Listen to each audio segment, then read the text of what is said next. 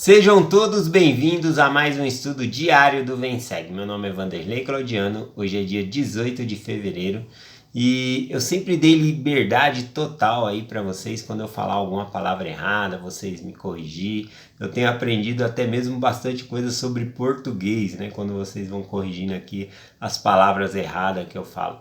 Bom, na mensagem do dia 15, que foi na segunda-feira que eu estava compartilhando a experiência que quando minha mãe ela proferiu uma bênção sobre mim porque eu estava indo buscar o leite no lugar do meu irmão. E ao repetir essa palavra, proferir ali, teve uma ocasião que eu peguei e falei: minha mãe profanou uma bênção sobre mim. E profanou significa desrespeitar, não ter cuidado com as coisas sagradas de Deus, desrespeitar o que é sagrado.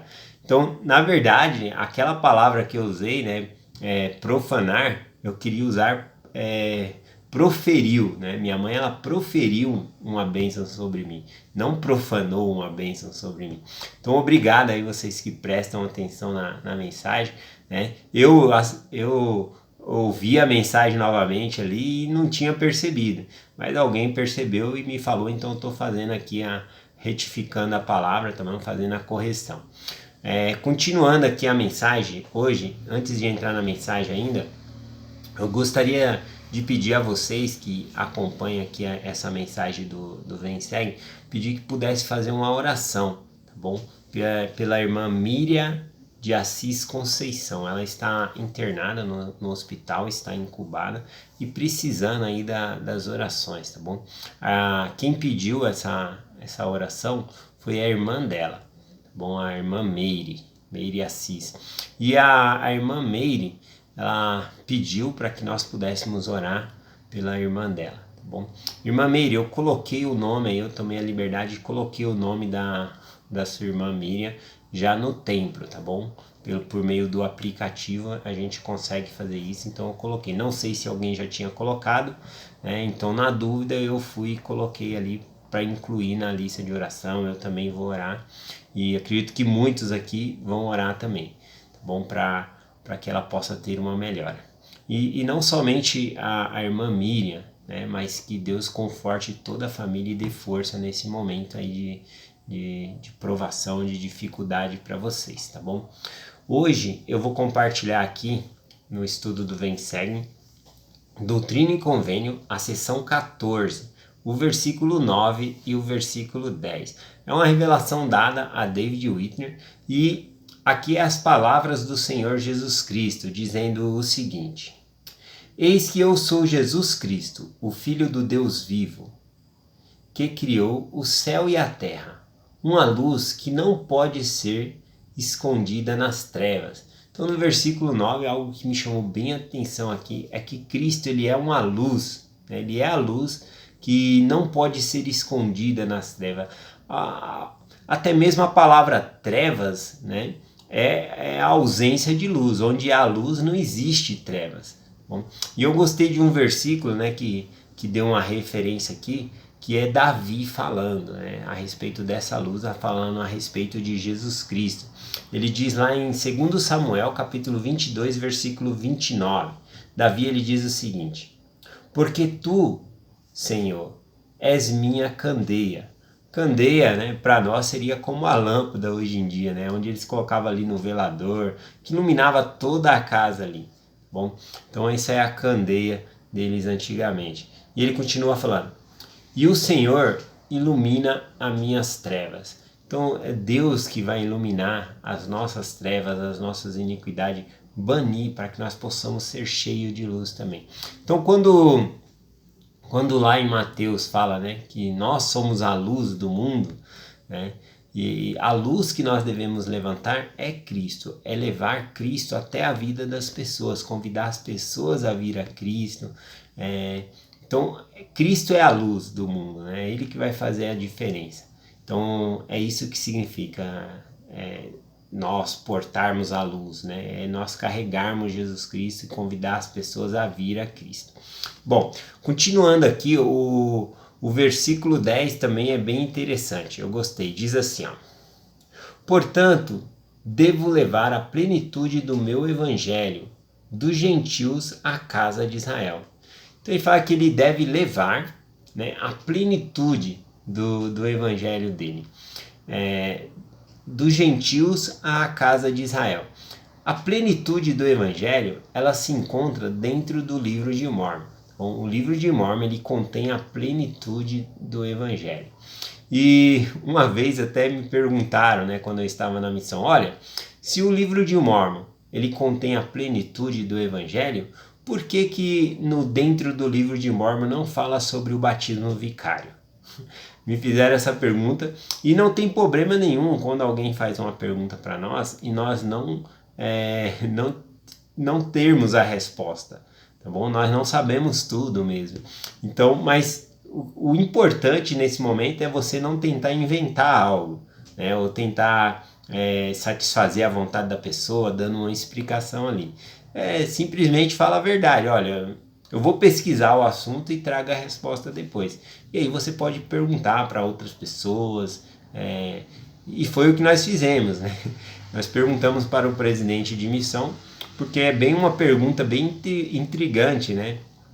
Se o livro de Mórmon ele contém a plenitude do evangelho, porque nele, dentro do livro de Mórmon, não fala sobre sobre a obra vicária, né? E aí o presidente ele compartilhou o seguinte, que o livro de Mórmon, sim, ele realmente contém a plenitude do evangelho, mas ele não contém a plenitude da doutrina. A doutrina, o batismo vicário, ele é uma doutrina, tá bom? Então tem essa separação. E nós levamos essa resposta para a pessoa que perguntou e ela ficou plena, né, satisfeita com essa resposta ali. Isso porque a pessoa recebeu por meio do Espírito que aquela resposta era verdadeira. E eu também fiquei bem feliz dessa pessoa ter feito essa pergunta, porque isso me fez buscar uma resposta ou perguntar para quem sabe, e por causa disso hoje eu sei, tá bom? Ó, continuando aqui, Cristo ele fala que a plenitude do evangelho dele vai dos gentios para a casa de Israel. Quem são os gentios? Os gentios são todos aqueles que não pertencem à casa de Israel, tá bom? Por linhagem sanguínea ali. Bom, o que acontece? Antigamente, só quem tinha o evangelho era a casa de Israel.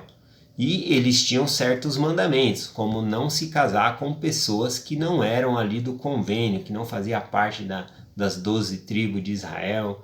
Então eles tinham esses mandamentos entre eles não eram para se misturar com outros povos. E também eles não pregavam o evangelho a outros povos, eles pregavam o evangelho entre si mesmo, né, para os seus filhos, ensinando. Então o evangelho ele era fechado unicamente para as tribos ali de Israel. Houve algumas exceções de pessoas que entraram, né, para a tribo de Israel ali. No caso de Ruth, por exemplo, né, ela segue Noemi lá e fala, né, o teu Deus é o meu Deus, o teu povo é o meu povo. Então ela vem e se torna parte do povo ali do Senhor.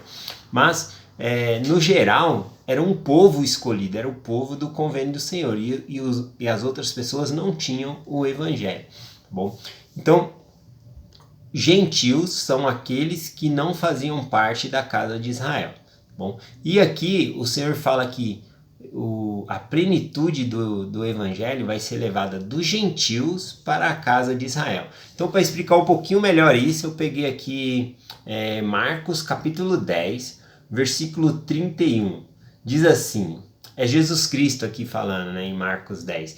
Após ensinar ali sobre que deve se compartilhar o evangelho, os apóstolos perguntando, e aí ele pega e diz assim, todo aquele que deixar pai ou mãe, casa, por amor ao meu nome, para pregar o meu evangelho, né, receberá 100 vezes tanto e a vida eterna. E logo após explicar sobre a pregação do evangelho e que as pessoas ganhariam a vida eterna por fazer esse trabalho, ele vai e compartilha no versículo 31 assim: porém, muitos primeiros serão os últimos, e muitos últimos serão os primeiros. Bom, eu gostava muito dessa escritura por causa do impacto de suas palavras, né? Ele fala, os últimos serão os primeiros, né?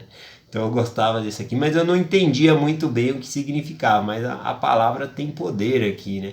Bom, então o que significa aqui? Aqui quando Cristo diz, né? Porém, muitos primeiros serão os últimos. Os primeiros a receber o evangelho foi a casa de Israel. Né? Então esses que foram primeiro e rejeitaram esse evangelho, porque crucificaram Jesus Cristo, perseguiram os apóstolos, mataram. Então eles rejeitaram o evangelho. Então ele está falando que os primeiros, dessa vez, vai ser os últimos. E aí quando ele fala que os últimos serão os primeiros, os últimos são os gentios, que receberam depois o evangelho. Nós recebemos a plenitude do evangelho eterno por meio do livro de Mormon, por meio de Joseph Smith, que abriu essa dispensação do evangelho para nós. Então nós somos os últimos. Então os últimos serão os primeiros. E nesse versículo aqui, né, tem uma profecia, né, lá em Doutrina e Convênio 14:10, porque ele fala assim: o meu evangelho dos gentios à casa de Israel, ou seja, nós, os gentios, que levaremos o evangelho dessa vez para a casa de Israel. Né? Então, por meio do livro de Mormon, que é uma profecia também, eles vão poder ter conhecimento de que Jesus ele é o Cristo.